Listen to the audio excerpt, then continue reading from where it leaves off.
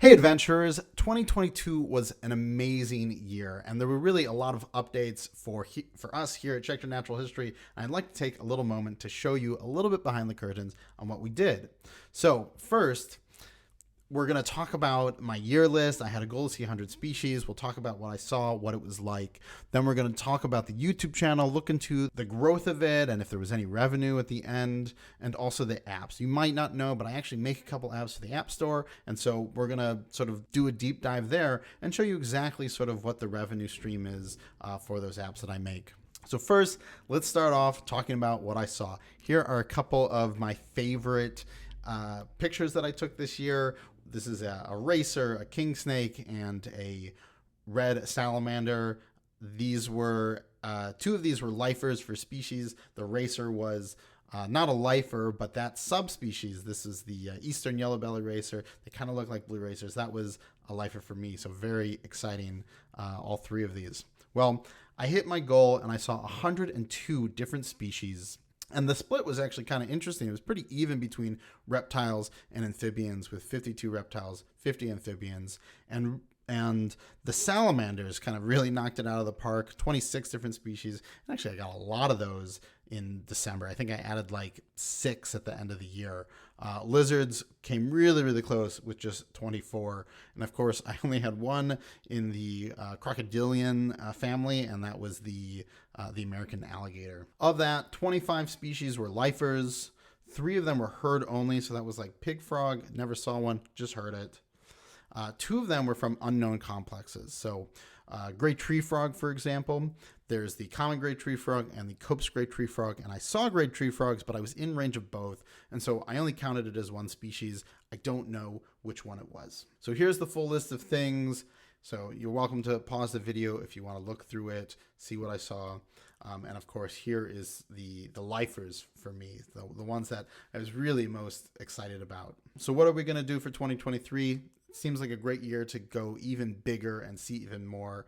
So the goal is to see 150 species, but we're also going to include international ones this time. So hopefully I'll get some. I've already seen a couple things this year. I am very excited. Let's jump into YouTube. Just a couple, here's some of my favorite thumbnails from when we were in Costa Rica and from when we were on Snake Road. And in fact, 43 snakes on Snake Road. This video was the most popular video of the year. And you'll see in just a second how big the spike was when this video came out. But it's got a great screenshot of a copperhead that we saw, in Southern Illinois. So it was really, really exciting. But here it is. You can see we've got 2 really big spikes for my watch time. The 43 Snakes on Snake Road video is the one that's in October, and we'll talk about the other one in just a second. But I want you to look to see my view count was actually down almost 50%, or sorry, more than 50%. And that's kind of crazy, even though my watch time was up 14%. And it's really nice to see that growth. And I'll come back to the view count in just a moment, but now it's time to show you exactly what's in the hole, what that big spike was back in, I think it was June. And it's this video right here. So let's give it a little bit of a watch. And so we had a tour guide with us. He actually snagged that fly from, it was on its head, and he snagged it and he tossed it into this hole where a tarantula came out, and it was really exciting. And so, if I jump back just a second, show you this, in one day, that video got 10,000 views. It's my biggest view count in a single day. Very, very exciting, but it still paled in comparison to my viral video from last year, or from 2021, which was the green tree frog, because it had 115,000 views in all of 2021, only 15,000 views this year, which still made it the #1 video, whereas What's in the Hole was only 10,000. So it only really got like a trickle after that first day. Time for one of the more interesting parts. Let's talk about revenue. I made $0. And this is a lot because on YouTube, you need to have 1,000 subscribers and 4,000 hours of watch time to join the YouTube Partner Program. And I haven't joined yet. I don't have those numbers. Hopefully, one of you will be new watching this and you'll help me get there. But something interesting, I was offered $200 for the rights to use one of my videos on my other channel, the Greg Schechter channel, because this video is not related to wildlife at all. And in fact, it is this video here. So we'll give it a little watch. This is at Lambert's Cafe, which is actually very close to one of the herping spots that we went to in Illinois. And they throw bread at you from across the room. It is really fun. I definitely recommend trying the restaurant. It's a fun time.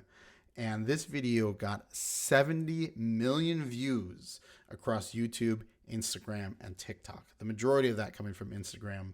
But this video somehow took off, became viral, and I was actually offered a couple times for some money for it, or for like a revenue share, but I decided to decline for various reasons.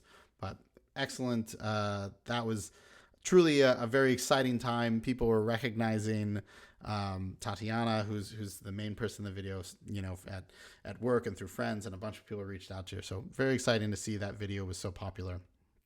Now, let's talk about the apps. If you don't know, I actually have two apps.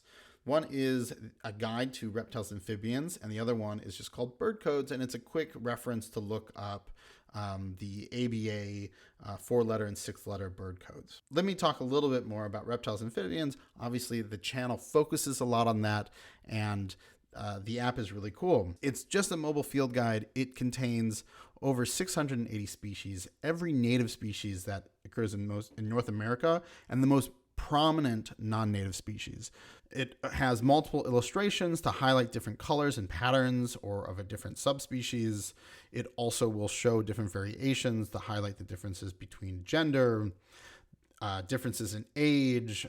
So for example, rat snakes can look very different when they're young as when they're full adults. The app also includes a lot of really cool detailed information highlighting fun facts or identification habits. For example, the marble salamander here is the state amphibian of North Carolina.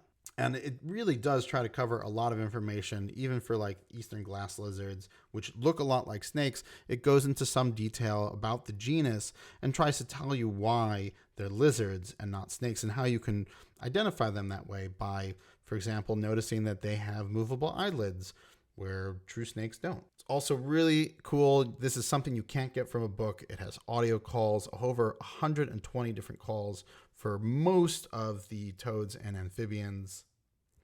And then, of course, detailed range maps that go exactly where the ranges are in North America. And it also can go detailed by state, although I don't have an exact example here. Probably what you've been waiting for, and the reason that you've watched most of this video, the revenue from the app sales. Well, the Reptiles Amphibian app had 95 app purchases over the year. That's about $1,900 in sales. The Google App Store and the Apple App Store do take 15% of that. And I have about $1,000 in operating costs. This is for like my domain name, schechterguides.com, LLC filing, Apple developer license, AWS server costs. And so I end up with about $615 on top of, you know, all the costs that I have to accumulate every year. Now the app itself cost a lot more to build it initially, but that's a nice, you know, little bit of profit to help me sort of maintain the app and build new features. For bird codes, it was 48 app purchases, which is about $48 in sales. And again, losing about 15% of that from the App Store, so about $40. What is next? You know, now that I've done all these things and the apps are going pretty good, well, I have a little surprise for you. I am working on a mammal app. It has some excellent illustrations. It will have some excellent details, and all of the great sort of benefits that we have with the Reptiles Amphibian app are going to be in this one, and hopefully you'll be able to identify anything you find out in the field. And lastly, I really want to thank you, the viewer, for all that you've done to support me in 2022. I love every time you guys comment, and it just helps me build this great relationship with other people in the community. So please keep commenting, keep writing me, and helping me make more interesting, better content, and, you know, just really helping me explore what amazing things are out there in nature. And of course, with that, thank you so much, and I'll see you in the field.